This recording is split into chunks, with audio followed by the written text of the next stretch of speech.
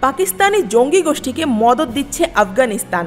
এমন অভিযোগকে কেন্দ্র করে দুই দেশের সেনাদের মধ্যে সীমান্তবর্তী এলাকায় ভয়াবহ সংঘর্ষ হয়েছে। ইসলামাবাদের দাবি, রাতভর লড়াই শেষে 19টি আফগান পোস্ট দখল করেছে পাকিস্তান সেনাবাহিনী।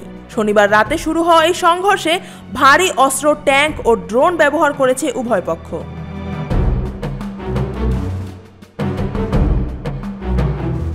আফগান সীমান্তরক্ষীরা পালিয়ে গেছে বলে দাবি পাক সেনাদের। এই সংঘর্ষে বহু আফগান সেনা নিহত ও আহত হয়েছেন বলেও পাকিস্তানের পক্ষ থেকে জানানো হয়েছে। এর আগে গত শুক্রবার রাতে আফগানিস্তানের রাজধানী কাবুলে বিমান হামলা চালায় পাকিস্তান। সন্ত্রাসী সংগঠন তেহরিক-ই-তালেবান পাকিস্তান তথা টিটিপি এর প্রধান ওয়ালি মাসুদকে লক্ষ্য করে এই হামলা চালানো হয়। ধারণা করা হচ্ছে, হামলায় মাসুদ সহ তার কয়েকজন সহযোগী নিহত হয়েছেন।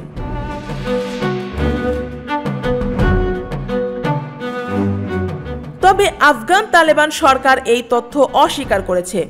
সরকারের মুখপাত্র জাবিউল্লাহ মুজাহিদ বলেন, টিটিপির প্রধান কাবুলে উপস্থিত ছিলেন না। পাকিস্তানের এই বিমান হামলাকে আফগান প্রতিরক্ষা মন্ত্রণালয় বলেছে সার্বভৌমত্বের নগ্ন লঙ্ঘন, ইতিহাসে নজিরবিহীন ও নিন্দনীয় কাজ।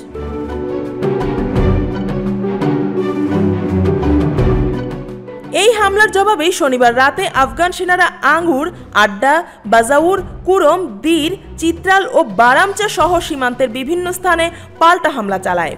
ভিডিওতে দেখা গেছে অসংখ্য আফগান সামরিক গাড়ি সীমান্তের দিকে অগ্রসর হচ্ছে। বাতাসে ভারী গোলার আওয়াজে কেঁপে উঠছে পাহাড়ি অঞ্চল।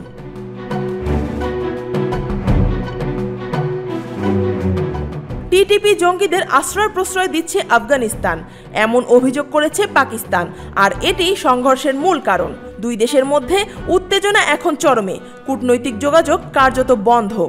আর আশঙ্কা, এই সীমান্ত সংঘর্ষ হয়তো আরও বড় আকার নিতে পারে।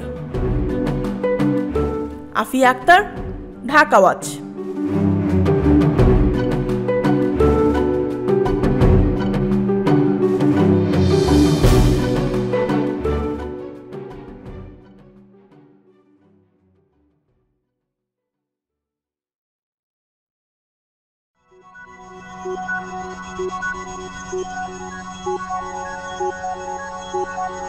Thank you.